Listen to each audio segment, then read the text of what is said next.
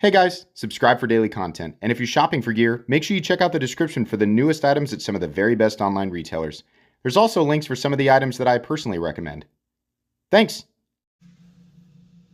What's going on YouTube? Metal Complex here, and today I've got a very interesting knife review / knife overview to share with you guys. This is the Ochs Worx Osprey EDX. How do you get these? I think you can only get them right now at the time of this video, or when I uploaded it, directly off of Eric Ochs' website. In the future, maybe we'll see them at retailers. I'm not really sure.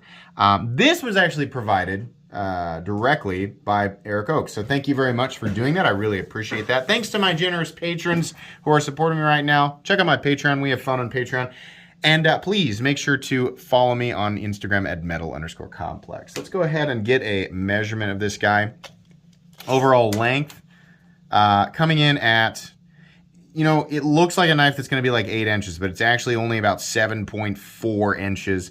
Blade length is about 3 1/4. Cutting edge actually comes in at only 2.8, maybe 2.85 inches. How about some size comparisons?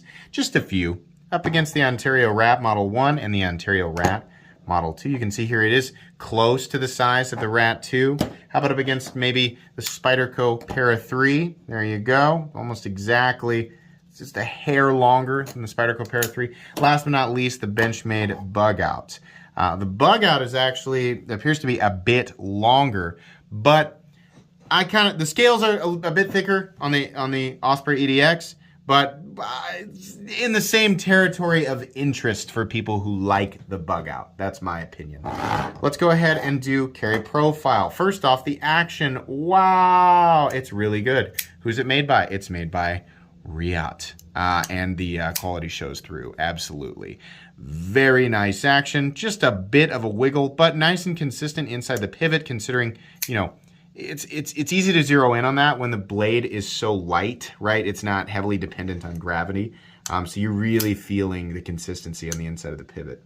Anyways, thickness up against the Spyderco Para 3, you can see here, it's pretty much exactly the same. Length and height up against the PM2 and Para 3. Where are you? There you are. Yeah, this is going to be a delight to carry versus even knives like these that a lot of people prefer to carry. Length and height, shorter than the PM2 and even a little bit shorter than the Para 3. Nowhere near as tall, even though it's got a flipper tab. And thickness is roughly the same. So yeah, it's going to be pretty good. On this particular guy, we're looking at titanium and carbon fiber with a M390 blade. Now, you can also get them in G10, and you can get them in micarta, and they're about $10 difference, right? The G10 being the cheapest, then the micarta, and then finally the carbon fiber. So there you go. Weight. On the inside here, there is no internal milling, but, you know, it's less titanium than there would be if the overlays weren't present. So overall, it's not a heavy knife. We're only coming in at about 3.1 ounces, which means the ratios on this guy are really good. Nearly an ounce an inch in terms of blade length, or, you know, if you want to go sharpened or overall blade length, it's very, very close. So very good ratios.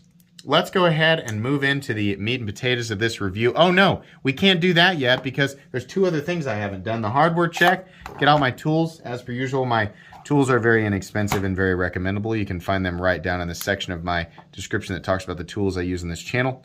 The pivot is a T8, and actually even the overlay screws and all of the hardware screws, which there's a bunch of, but it's not that big of a deal. Pocket clip screw, the lock bar insert screw, all of it. It's all T8. So there's a lot of them, but I'd rather have a lot of T8 screws than just a few T6 screws. So that's great. No problem there. Blade stock thickness. That to me looks like 115 to 125 thousandths. So let's check it out here.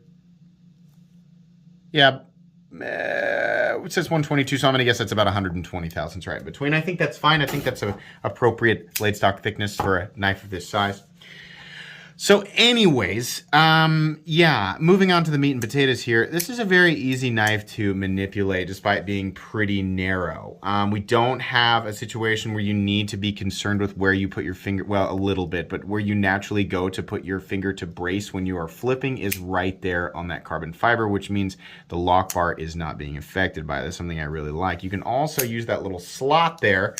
You can use the meat of your finger, you can get your fingernail underneath it. There's not a lot of room, but just enough to make it work. From this, flipping it this way with your thumb's not gonna work. I mean, you can pinch open it if you want to, or you can just use the flipper tab like a regular person and it works just fine. No double clutch, easy access to that lock bar because they have knocked it down on both sides. If you're gonna do it like this, where you don't drop the show side lower than the lock side so that you can approach it like this, then it needs to be cut out on both sides, and that's what we've got here, or scalloped out, or whatever you want to call it, right?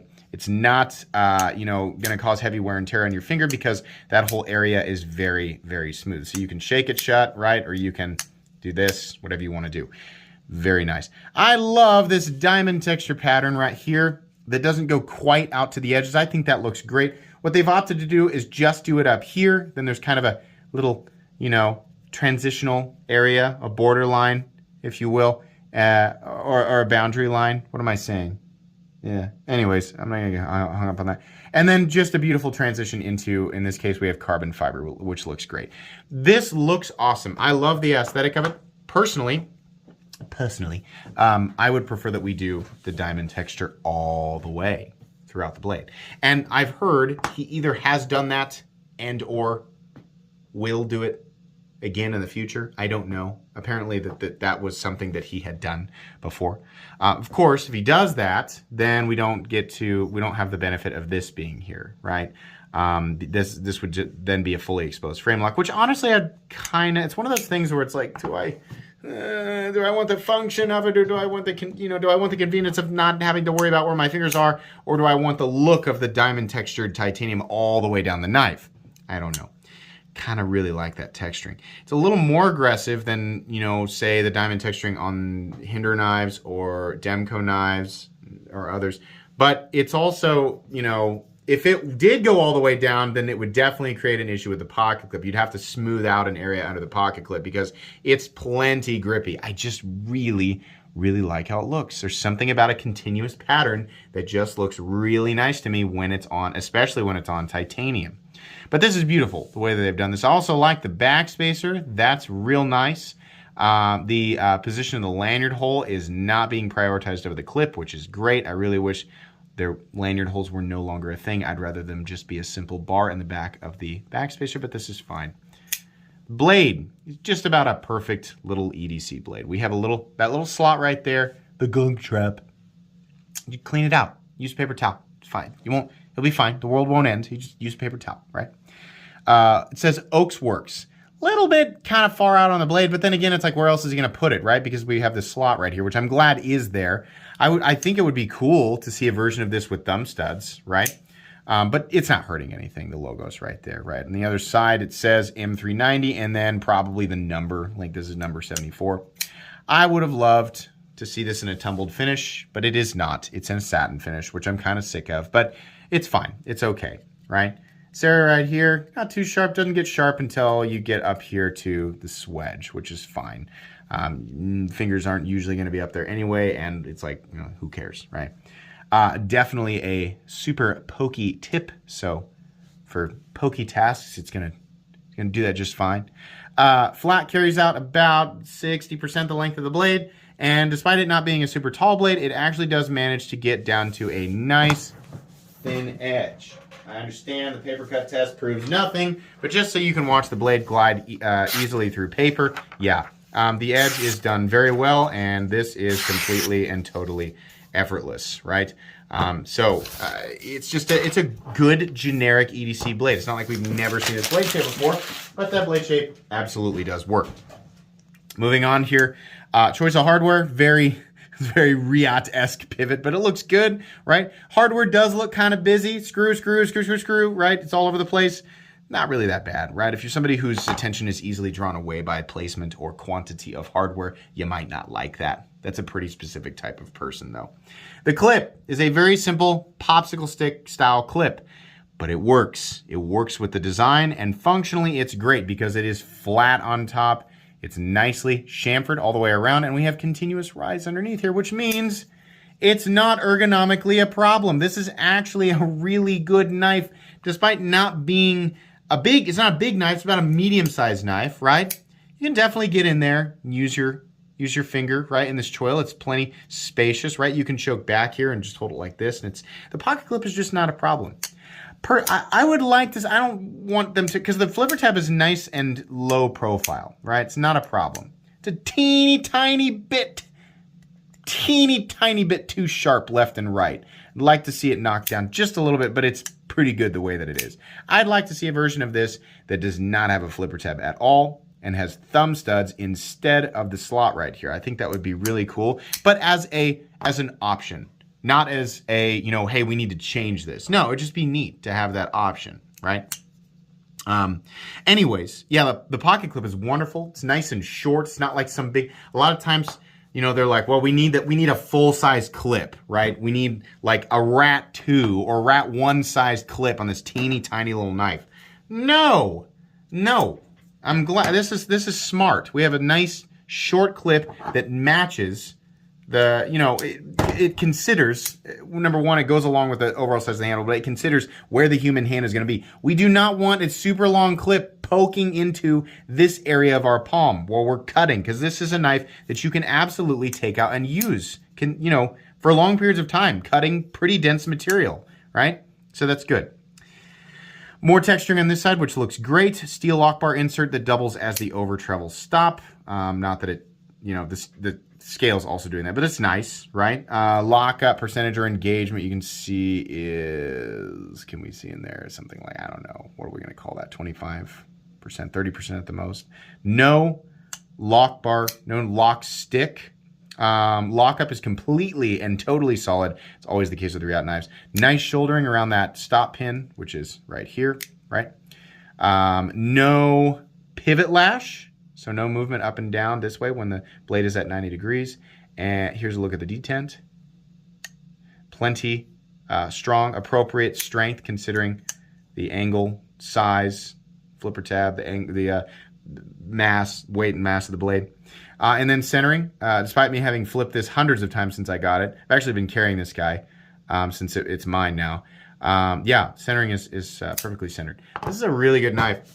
Riot makes these, so you guys are very familiar with Riot pricing and quality, I'm sure. So how much do these cost? The G10 ones, $340, micarta $350, and for the carbon fiber $360. If you're not familiar with Riot knives, then all you're going to be able to do is just compare it with other brands that use similar materials, which is going to lead you to the very common "that's overpriced" response. Which is fine. You don't have any other tools to to compare with. You don't have it's fine. I mean, what other conclusion can you come to? For those of you who have handled Riot knives and you're very aware that they are absolutely a step up in terms of quality to many of those companies operating within the $200 to $300 territory, you'll find that this actually feels like a deal. These are priced better for what you get than lots of the competition out there. Lots of the stuff that's actually being made by Riot, right? There's a lot of detail, there's a lot of work going on here, and it's not too busy. It's not getting in the way of the function or utility of this knife. It's just a straightforward, good knife. There's really not a lot to complain about here, other than it's like personal preference stuff, right?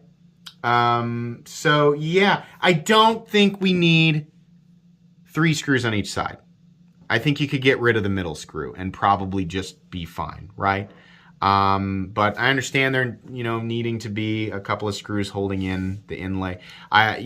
Personally, I think overall, I would just die for a countersunk titanium liner lock version of this with full titanium scales on each side and the diamond texture pattern all the way down. That way I could have my continuous pattern and I could have a lock that was not exposed. But I think that's that's just me wishing and dreaming. But a full frame lock version of this, while less preferable than a subframe lock, bolster lock, or liner lock, would get rid of these 2 screws, and then I think you get rid of that one. Not that that's that big of a deal, right? It's just like, I'm like forcing critiques through because there's so little to complain about here. This is a really good knife. Extremely recommendable. For those of you, you know, if you haven't quite ventured into that, you know, $200, $300, $400 territory, then this might, you know, it might be a little bit scary. I get it, right? For those of you who you've been in that territory for a while, you kind of know what to look for, what to expect. Yeah, this is about $350 well spent. I have no problem with that price. The design is great. Highly, highly recommendable. So yeah, this is going to go in my recommended knives playlist. Very, very enjoyable knife. Thanks again to Eric Ochs for sending this in for me to take a look at. That's going to be pretty much it today, guys. Please make sure to follow me on Instagram at metal_complex. If you enjoyed this video, leave a like. If you'd like to check out my other content, I do, of course, have lots of videos of knives that are either expensive or inexpensive that I do or don't like, so check those out. And if you enjoy all my content, go ahead and click on the Metal Complex logo right there and subscribe, because there's definitely more coming. Thanks again for watching, everybody, and have a great day.